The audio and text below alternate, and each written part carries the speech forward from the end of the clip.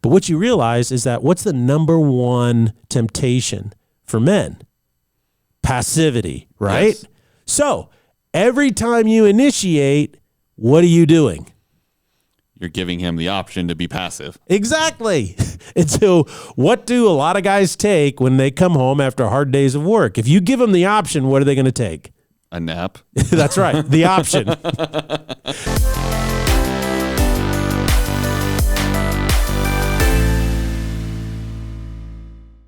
Ladies and gentlemen, welcome to the Salty Pastor Podcast, a podcast dedicated to helping you learn and grow in your faith. It's a journey that you must take on your own, but we will come alongside you to be your guides, to encourage you, to sometimes challenge you, and always to tell bad jokes along the way. Yes. My name is Jesse Maher. I will be your host, and we cannot do the Salty Pastor Podcast without the Salty Pastor himself, Dr. Douglas Peake. Well, it's good to be here, everybody, and I just want to remind you that the whole purpose of our podcast is to help you learn to think for yourself. So that means teaching you various ways of thinking, various ways of gathering data and evaluating its efficacy. That's a really big deal. Yeah. A lot of people don't realize that.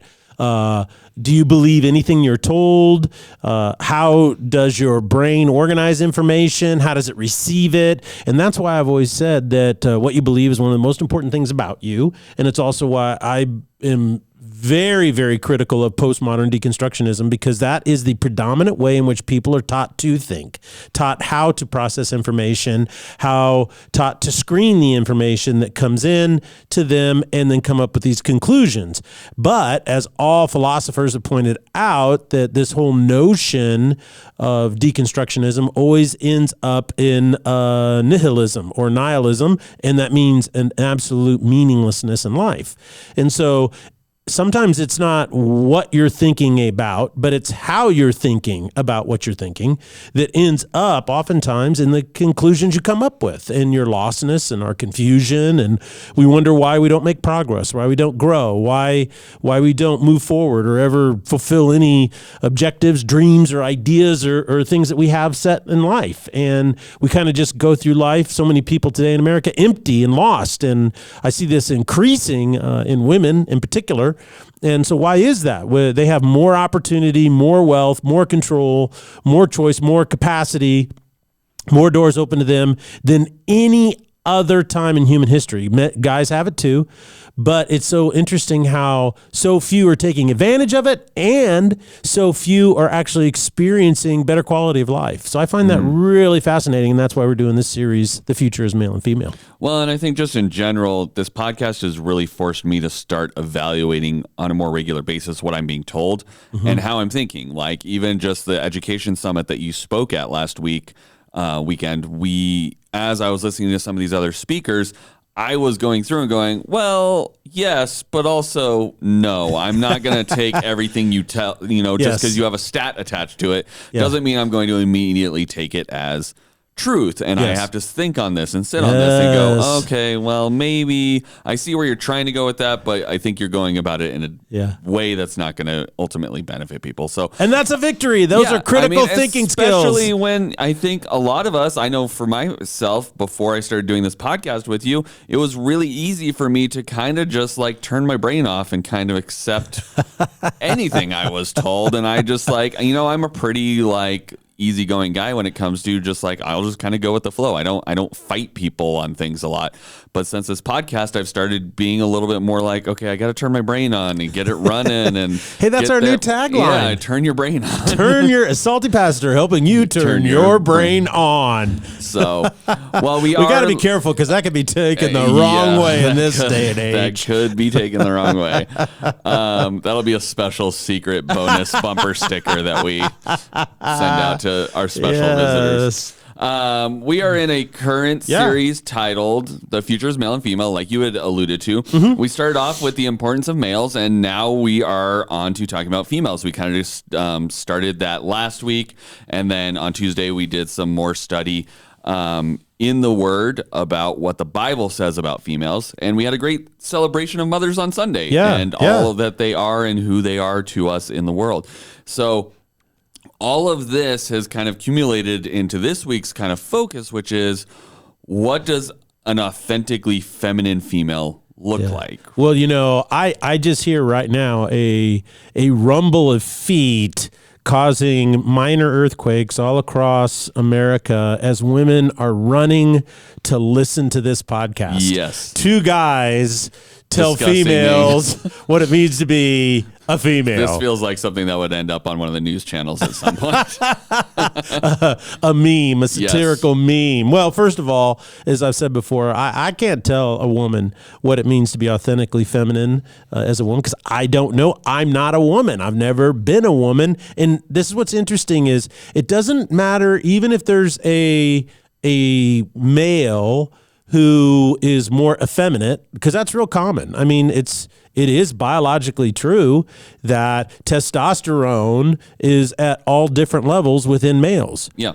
But what is also true is that all males are XY chromosomes at the genetic level, and you cannot change that. Correct. So if you're XY, even if you have, let's say, very low testosterone and you took puberty blockers or whatever, your brain chemistry at its core level still functions just like a computer operating system with XY. Mm-hmm. And so no matter how much you think you know what it is to be a woman, no matter how much you might imagine that you are a woman, in reality, you're not. And you can't be. And so that's the danger in what's happening with all of this notion, this ideology that says gender is a social construct and it's not rooted in biology. And we're going to talk a little bit more about that in dualism as we get towards the end of this podcast. But that's why I can't say this is what it means to be a feminine. Only a feminine woman can discover in her relationship with God what it means to be authentically a feminine woman. I can share what the New Testament actually says to females, but you as a female are going to process it differently because you're female, which is fine. That's the way God works. I can share observations from 3 decades of working with people, working with relationships and marriages, and in preaching the gospel of what works and doesn't work. It's this, what is that, Gladstone, is that his name, who talks about how to become proficient. It's 10,000 hours and anything. And say, so I have surpassed the 10,000 hour thing in full-time ministry, so I'm good to go there.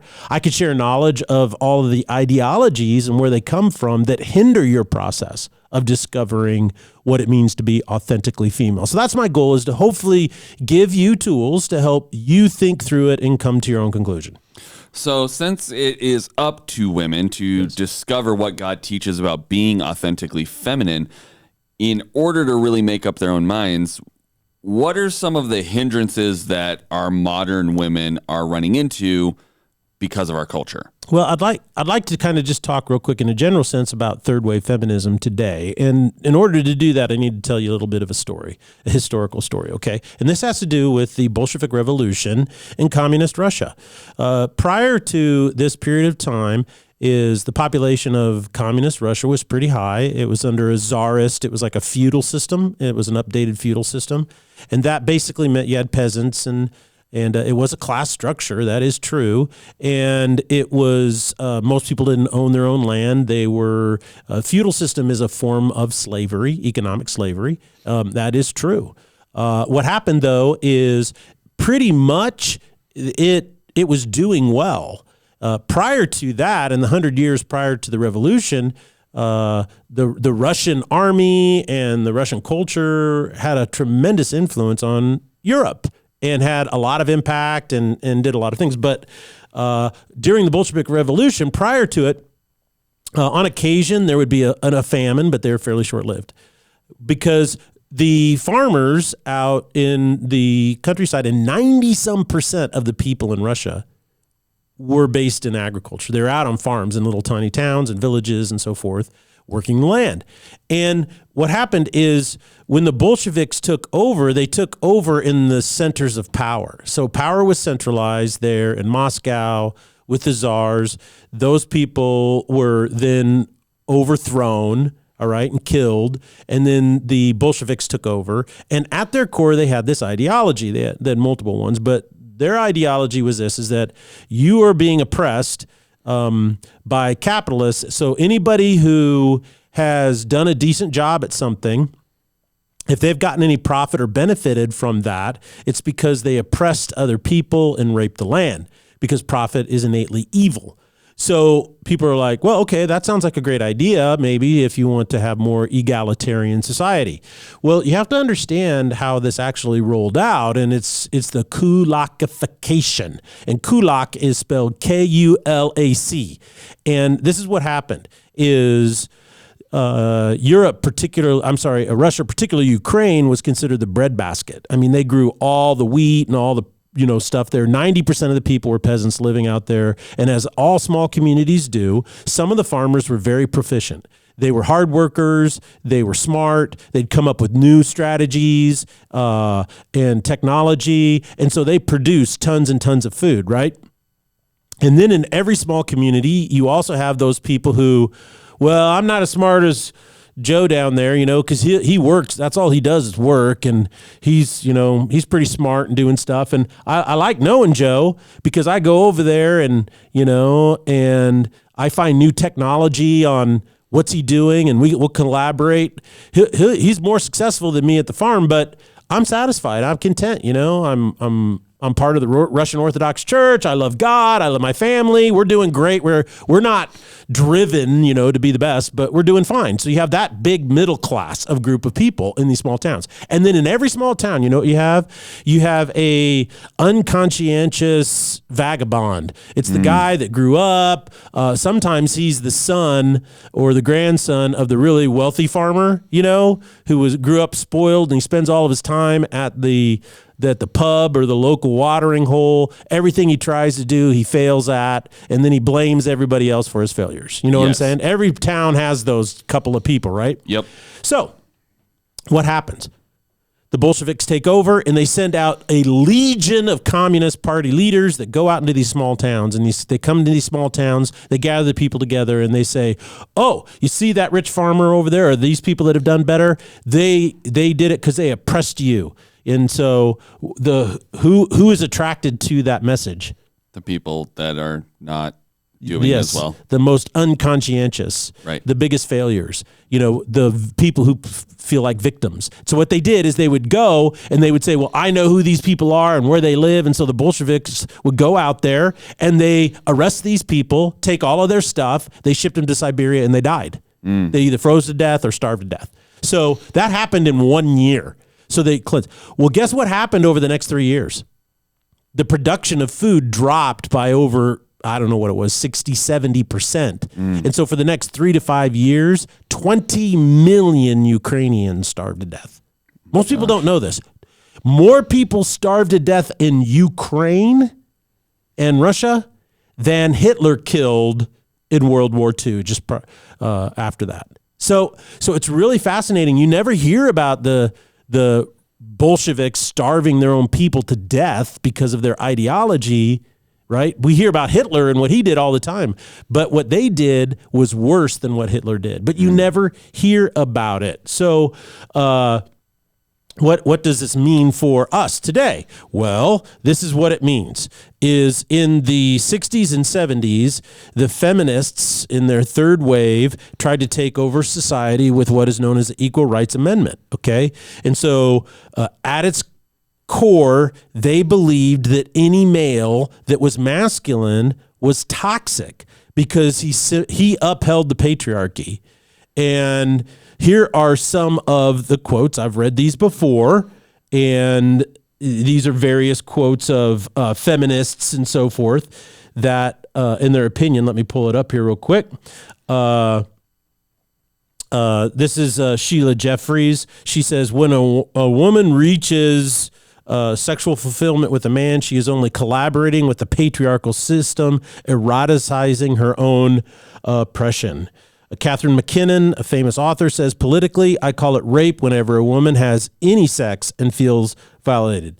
They go in there and say, I want Andrew Dworkin, I want to see a man beaten to a bloody pulp with a high-heeled shoe shoved in his mouth, like an apple in the mouth of a pig. Sheila Cronin, the leader of the feminist organization Now, says, since marriage constitutes slavery for women, it is clear that women's movement must concentrate on attacking this institution. Freedom for women cannot be won without the abolition of marriage. Linda Gordon, the nuclear family must be destroyed. Whatever its ultimate meaning, the breakup of families now is the objectively revolutionary process. I could just go on and on and on and say, this is the ideology that men are the evil problem and must be gotten rid of. Okay. So what happened is this ideology, then a swarm of these feminists went out into the universities and public education system, and the vast majority of women didn't listen to it. They're like, well, this is crazy. You know, I'm a wife and I'm a mother of 3 boys. And so I'm not really into man hating. I want women to have the same opportunity as men. Right. But they didn't really say anything. Just like the Bolsheviks went into these small towns, the people in the middle were like, I'm just so glad they're not pointing the finger at me right now. Mm-hmm. So they didn't really say anything. But what happened is it appealed to the least conscientious women of all, the ones who felt slighted in the social structure, the ones who felt they didn't have a chance. So they pointed their fingers at all of the strong, capable women who are pro-femininity and then had them shipped off to ideological Siberia.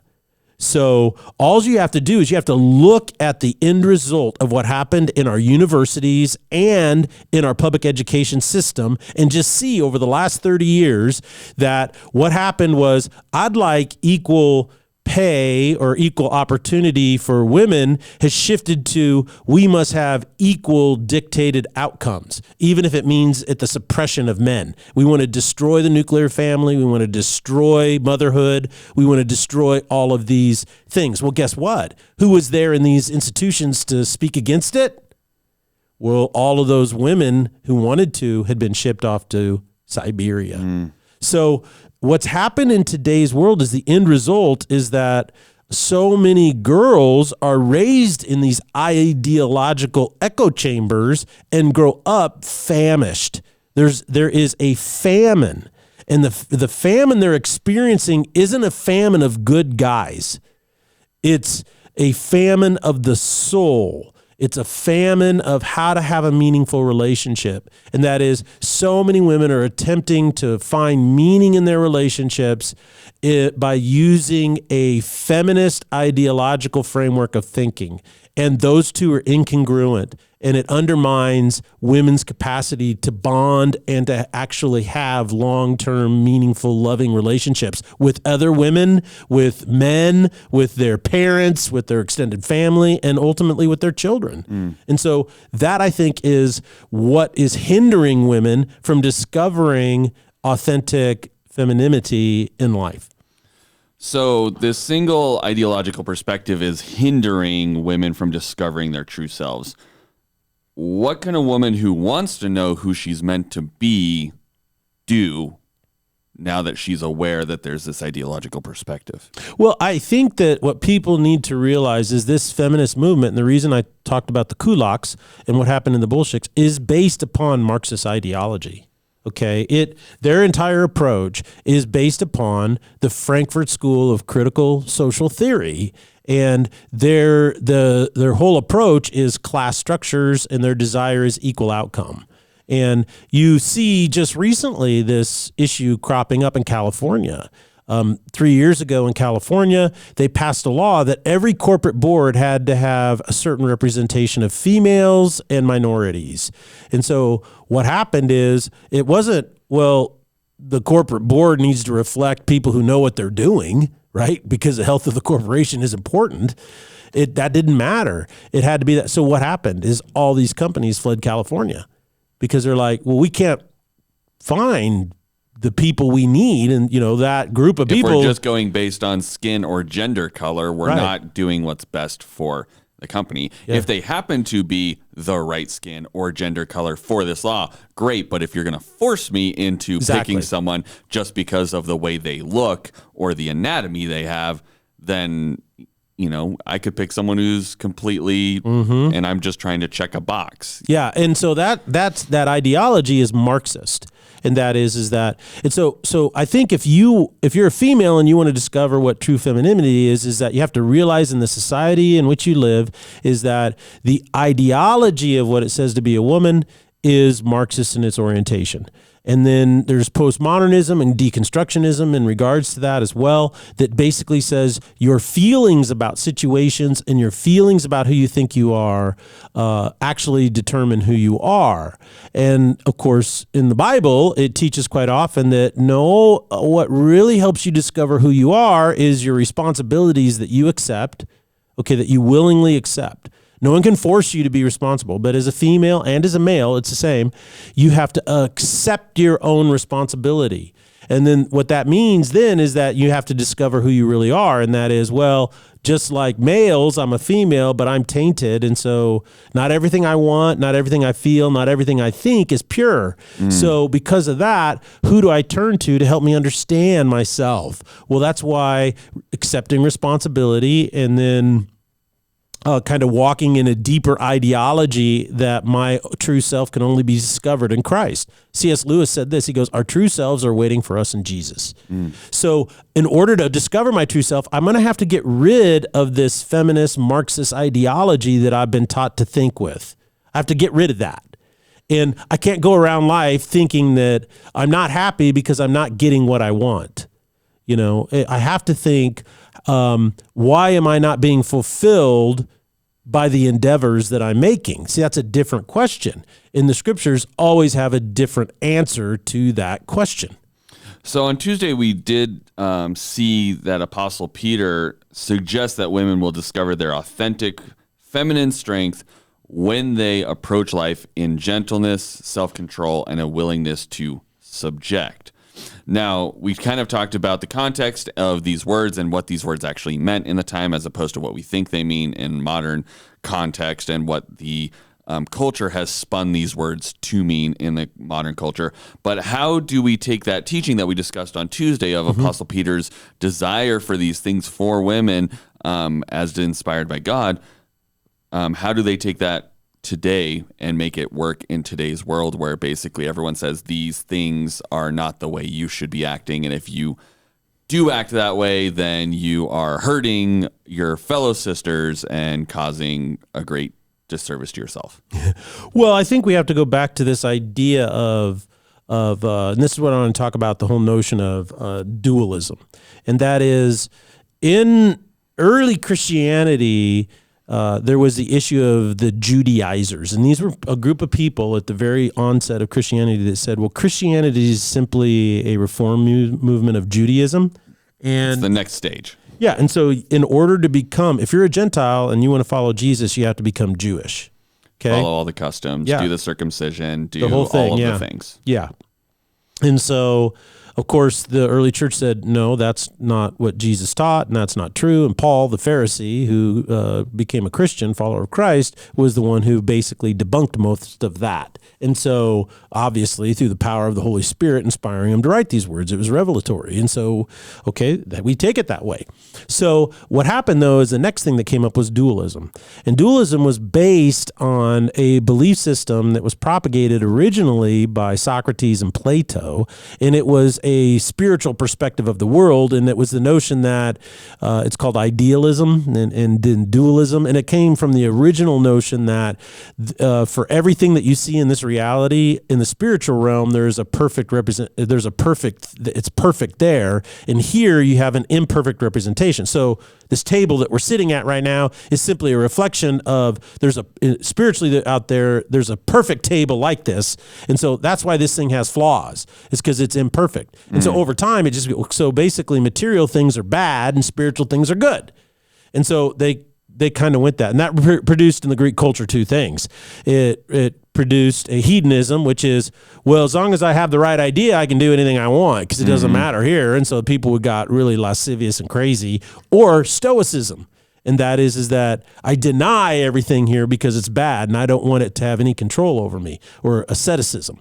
So it kind of birthed those things. Now, why is that a big deal to bring up? Because most ladies are thinking, what does that have to do with anything? Well, what happens today, ladies, is that in today's world, what the world wants you to do is it wants to denigrate your femaleness. And what it does is it separates your inner person from your outer person.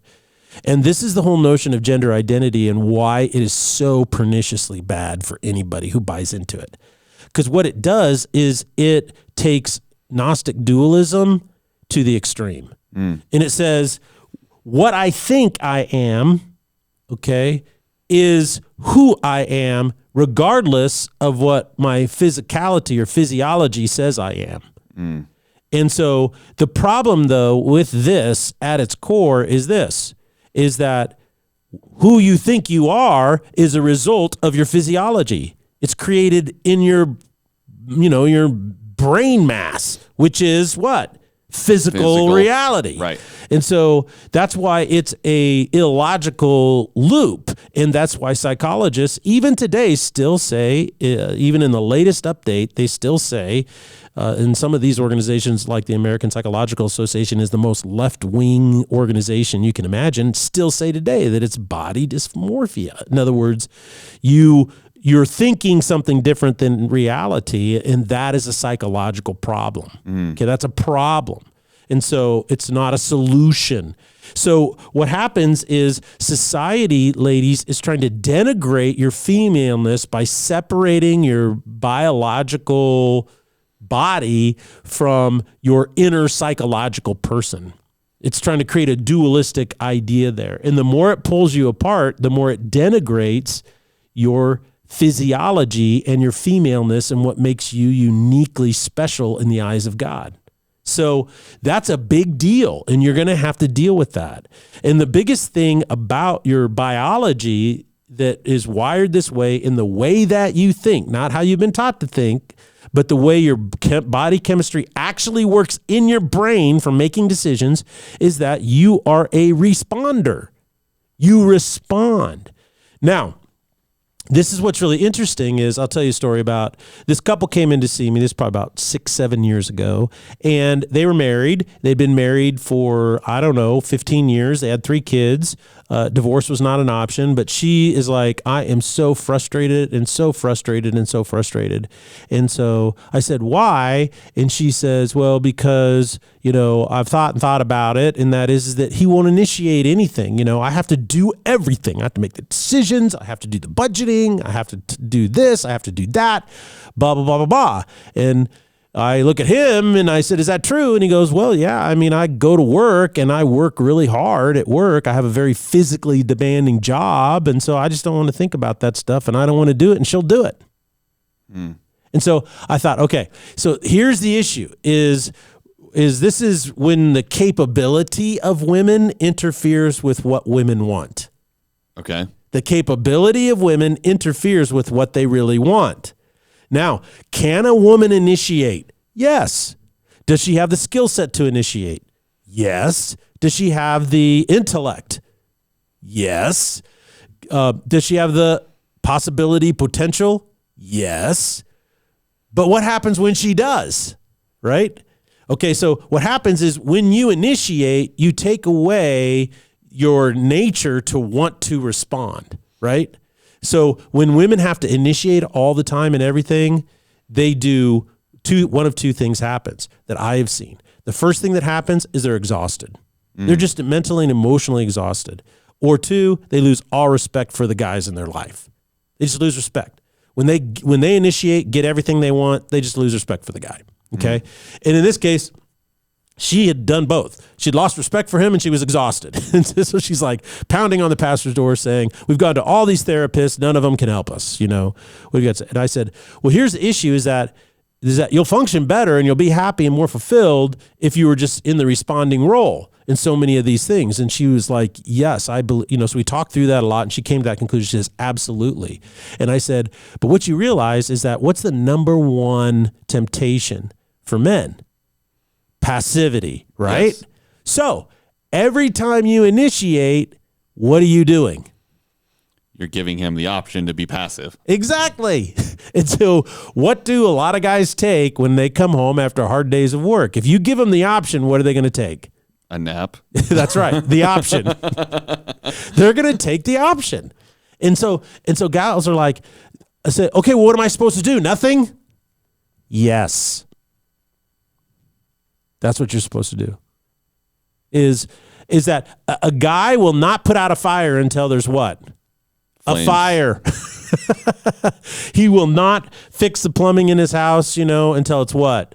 Broken. Right. He won't, you know what I'm saying? And so if he's allowed to be passive, he'll be passive.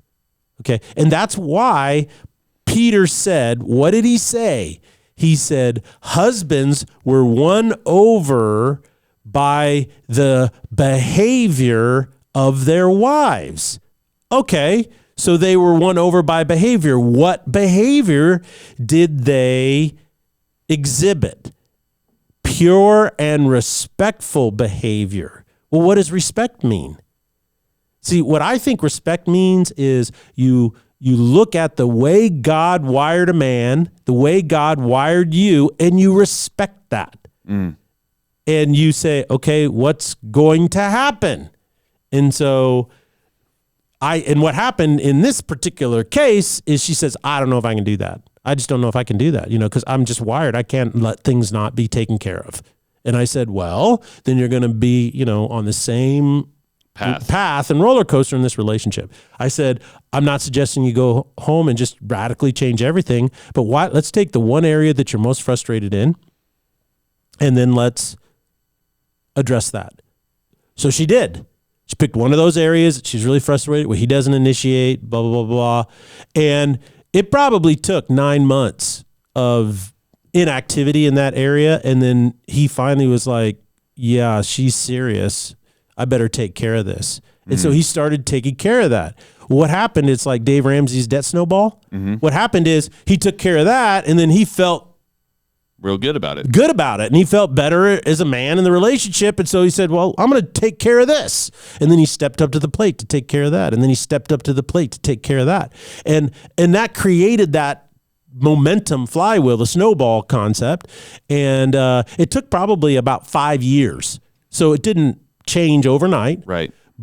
And I wouldn't say it's perfect now, but she would say without a doubt that the guy I'm married to is the best version of himself. And I didn't realize that I was hindering that and driving myself crazy in the process. So, I tell that story because I think everybody female needs to realize is that there is an opportunity for you to find your authentic feminine and live in it and be happy. But you got to respect how God designed males and how God designed females. If you respect that, I think you're going to be a lot more fulfilled in life. Well, thank you, Pastor Doug, for sharing all these thoughts with us. I know this can be a fine line that you have to walk where we don't want to pronounce that we know what's best for women, but we can share insight that you've gleaned over the years from the Bible. And ultimately, the Bible is where they should be looking for insight on how to be the best form of themselves they can be. So we appreciate that. We have been talking a lot about women, but I do want to do a quick announcement. Any of you men that are listening that are not signed up for the men's retreat, which is next week, May 19th through the 22nd, you need to do it. And if some of you women are listening to this and you're going, hey, my husband maybe suffers from some of that passivity and maybe he needs a little bit of a jolt, maybe encourage them to go to this men's retreat, because that's something that we talk about. And I assume you'll be talking about in some of the stuff that you're going to be teaching. So we call it a boot camp, not a retreat, because a retreat you go and you sit and get talked at. Our boot camp is all about activities. Yeah, it's all about doing stuff. We've got every morning it's a cross between the Amazing Race, Survivor, and some other weird reality show. TV show. So it's just crazy. You working in teams and all these things that you have to accomplish. And then every afternoon is a massive time where all the guys go out. You can go shooting, you go golfing, you can go mountain bike riding, hiking and stuff. If somebody is older and they can't do any of those activities, we're going to have movies there, guy movies. So there's something for every guy, but it's all activity based, recreational based, because we believe that men do best when they do. not when they sit and listen. Yes, absolutely. So go to foothills.org/events if you are not signed up or you need to get signed up. We want you guys up there. We want to It's going to be awesome. Bond together and be the best men we can be. So please get that, sign up for that. And ultimately, we're going to be talking more about the ladies on Sunday as you preach another amazing sermon about it. So I'm and I'm going to get some special extra help on Sunday. I heard about this special extra help. I think it's something that you won't want to miss. So make sure you tune in or come in person to campus this Sunday to hear what Pastor Doug and his special guests have to say. So thank you guys so much, and we'll talk to you next week on the Salty Pastor Podcast. Blessings.